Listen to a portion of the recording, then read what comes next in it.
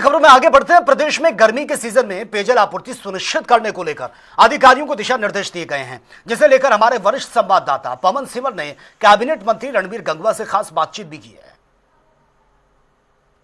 कि जन स्वास्थ्य और लोक निर्माण विभाग के मंत्री रणबीर सिंह गंगवा इस वक्त हमारे साथ है। तमाम मुद्दों पर बातचीत करेंगे। सर, सबसे पहले तो अभी आगामी दिनों में गर्मी का जैसे जैसे सीजन बढ़ेगा तो पेयजल की आपूर्ति को लेकर भी काम करना है विभाग को, तो आपने समीक्षा बैठक भी बीते दिनों की थी, क्या तैयारी है सर इसको लेकर? हमारी पूरी तैयारी है। विभाग के हमारे सारे अधिकारियों को दिशा निर्देश दे दिए हैं कि जहाँ जहाँ भी पानी की दिक्कत आती है वहाँ ट्यूबवेल पहले से है तो उसको ठीक रखें, मोटर की भी वैकल्पिक व्यवस्था रखें, और कहीं और ज़रूरत है तो और भी हम ट्यूबवेल लगा करके, और जहाँ नहर का पानी है वो नहर पानी का भी स्टोरेज जो प्रॉपर रख करके और उसमें हम रखें ताकि कोई दिक्कत परेशानी उसमें ना आए। ने अधिकारियों को ये भी कहा है कि इरिगेशन के अधिकारियों से संपर्क करके जहाँ जहाँ अगर बंदी है तो भी पीने का पानी थोड़ा छुटवा करके और अपलिफ्ट करके पानी डालने का काम वो रखें। मुख्यमंत्री नायब सिंह सैनी ने भी बीते दिनों हरियाणा सचिवालय में बैठक की थी तमाम अधिकारियों के साथ, तो वो जो क्षेत्र है खासतौर पर पलवल है, नूह है, जहाँ पर पेयजल को लेकर कई बार संकट गहराता है, तो ऐसे जो क्षेत्र हैं वहाँ के लिए भी तमाम जो तैयारी है वो मुकम्मल की जा चुकी है सर? बिल्कुल, पूरे हरियाणा प्रदेश की जा चुकी है। जो पलवल नूह की बात आपने कही, हम वहाँ रेनीवेल से पानी सप्लाई करते हैं, और भी परियोजना हमारी वहाँ पे रेनीवेल की ओर बनाई हुई है कि जो काफ़ी कॉस्टली होती है, लेकिन पानी फिर उससे उनका पूरा जो जाता है, क्योंकि वहाँ का ग्राउंड वाटर भी कई जगह पे अच्छा नहीं है, नहरी पानी भी वहाँ नहीं पहुँच पा रहा, तो उस ऐसी जगह पे हम वहाँ से यमुना का पानी ले जाने का काम कर रहे हैं रेन्यूअल लगा करके, और कई प्रोजेक्ट हमारे अब शुरू भी हो गए हैं, और भी जहाँ जहाँ और ज़रूरत है और हम करेंगे जी। इसके अलावा एक सवाल है सर, इन दिनों प्रदेश में सफाई कर्मचारियों की हड़ताल चल रही है, हालांकि सरकार ने कल उनको बातचीत के लिए बुलाया है, तो आप उम्मीद करते हैं सर कि अब समाधान होगा, चूँकि करीब 2 सप्ताह होने जा रहे हैं सर उनकी हड़ताल को? बिल्कुल, देखिए आज हमारी जो सरकार है वो हमेशा बातचीत के लिए तैयार रहती है, और इसको माननीय सीएम साहब के भी संज्ञान में है, और मैं आपके चैनल के माध्यम से भी हमारे जो कर्मचारी साथी हैं उनसे भी कहूँगा कि सरकार आपकी जायज़ मांगों के लिए हमेशा बातचीत के लिए तैयार रहती है। हड़ताल जो है किसी भी समस्या का समाधान नहीं है। हमें अपना काम करते हुए और अपनी बात रखें, बात के लिए बातचीत के जरिए कोई भी अगर जायज़ मांग हो तो सरकार मानेगी उसको जी।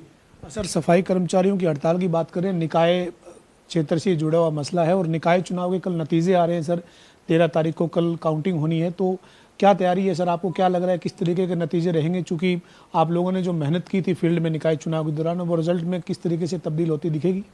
देखिए, 7 जगह नगर निकाय चुनाव था, जिसमें से 3 नगर निगम है, 1 नगर परिषद है, 3 नगर पालिका है, और क्योंकि मुझे भी हर जगह पे जाने का मौका मिला इस चुनाव प्रचार के अंदर, जो माहौल है उस माहौल को देख के कह सकता हूँ कि नतीजे जो है भारतीय जनता पार्टी के पक्ष में ही आएंगे। हमारे सारे के सारे चेयरमैन भी जीतेंगे और पार्षद भी जीत करके आएंगे, क्योंकि आज जो माहौल बना हुआ है वो लोग भारतीय जनता पार्टी के साथ है। जिस तरीके से आदरणीय नायब सैनी जी ट्रांसपेरेंसी से सरकार चला रहे हैं, लोग उनमें विश्वास रखते हैं जी।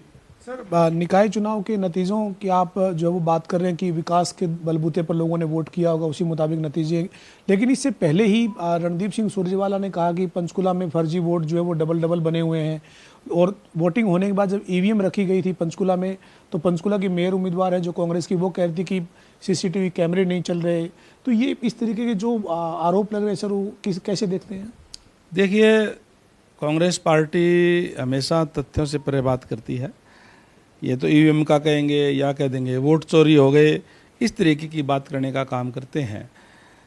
वोट चोरी नहीं हुए, वोट चोरी इनके हुए हैं। इस पर अगर ये आत्ममंथन करें तो ज़्यादा बढ़िया रहेगा। आत्ममंथन नहीं करते, केवल और केवल आरोप लगाते हैं। इन्होंने जो लंबे समय तक सरकार चलाने का काम किया, जो इनके कार्यकलाप थे उससे लोग परेशान होकर के इनको नकारने का काम किया है, युवाओं की नौकरियां बेचने का काम किया, किसानों की ज़मीन हड़पने का काम किया, हर रोज़ नए घोटाले इनके आते थे, इसलिए लोगों ने इनको नकार दिया। इनको ये क्या करके कि वोट चोरी हो गई जी, ईवीएम में खराबी है जी, ये क्या करके अपना पल्ला झाड़ने का काम करते हैं। नौकरियों की बात आपने की सर, इसलिए एक सवाल है, आज दिल्ली में रणदीप सुरजेवाला ने प्रेस कॉन्फ्रेंस की है, अभय सिंह चौटाला का भी आरोप है, कांग्रेस के नेता, विपक्ष के नेता जो हैं वो आरोप लगा रहे हैं कि हरियाणा के बाहर के युवाओं को नौकरियां एचपीएससी में मिल रही है। अभी जो हिंदी के असिस्टेंट प्रोफेसर की भर्ती थी उसमें 48 के करीब युवा जो है वो बाहरी राज्य के लगे हैं। ऐसे ही जो साइकोलॉजी के असिस्टेंट प्रोफेसर की लिखित परीक्षा का रिजल्ट आया है उसमें केवल 3 अभ्यर्थी पास हुए हैं। एक भर्ती को आज हाईकोर्ट ने रद्द किया है, जो असिस्टेंट प्रोफेसर इंग्लिश की जो भर्ती थी एचपीएससी की। तो एचपीएससी की कार्यप्रणाली पर जो सवाल खड़े हो रहे हैं सर, क्या कहेंगे? देखिए, अभी भारतीय जनता पार्टी की सरकार है और हमारी सरकार के अंदर ट्रांसपेरेंसी से नौकरियां देने का काम किया है। जहाँ तक बाहर की बात कहते हैं, ये भी गलत तथ्य ये रखने का काम करते हैं। और बाहर से अगर जो कोई भी जो स्टूडेंट है या जो भी अभ्यर्थी है वो कोई भी परीक्षा दे सकता है। हमारे बच्चे भी तो राजस्थान में, यूपी में जाकर के एग्ज़ाम भी देते हैं, नौकरी भी लगते हैं, चाहे पंजाब है, चाहे राजस्थान है, चाहे हिमाचल है, वहाँ के बच्चे भी देते हैं। बड़ी ट्रांसपेरेंसी के साथ हम जो है उसको नौकरी देने का काम जो है कर रहे हैं। यही कारण है कि आज लगातार भारतीय जनता पार्टी की सरकार प्रदेश के अंदर, देश के अंदर है। लगातार युवा जो विशेषकर जो है उनमें एक विश्वास पैदा करने का काम किया। सारा युवा इकट्ठा होकर के भारतीय जनता पार्टी के साथ है।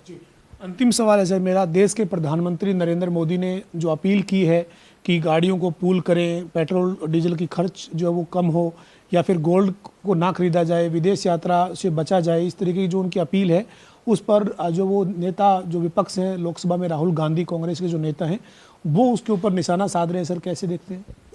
देखिए, आज जो वैश्विक हालात है, खासकर जो ईरान, इजराइल, अमेरिका युद्ध होने पे जो हालात बने हैं, उस हालात को देखते हुए, उस आने वाले संभावित तेल संकट को देखते हुए माननीय प्रधानमंत्री जी ने आम लोगों से अपील की है, देश के लोगों से अपील की है कि वो कम से कम डीजल पेट्रोल खर्च करने का काम करें।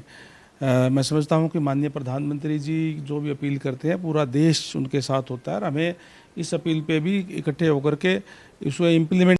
बड़ी दुर्भाग्य की बात है कि आज ऐसा विपक्ष है कि जो कोई इस तरीके का अगर वैश्विक संकट हो जहाँ सरकार के साथ खड़े होते नज़र आना चाहिए, उनको सीख लेनी चाहिए पूर्व प्रधानमंत्री माननीय अटल बिहारी वाजपेयी जी से, जो विपक्ष के नेता होते हुए जिनेवा के अंदर भारत का पक्ष मजबूती से उन्होंने रखने का काम किया। और ये वो लोग हैं जो विदेश में जाकर की भी देश की बुराई करने का काम करते हैं, या इस तरीके के जब हालात होते हैं, जब एकजुट होकर के देश के लोगों को इकट्ठा होना चाहिए, उस टाइम भी ये इस तरीके की टिप्पणियां करने का काम करते हैं। बहुत ही दुर्भाग्यपूर्ण है।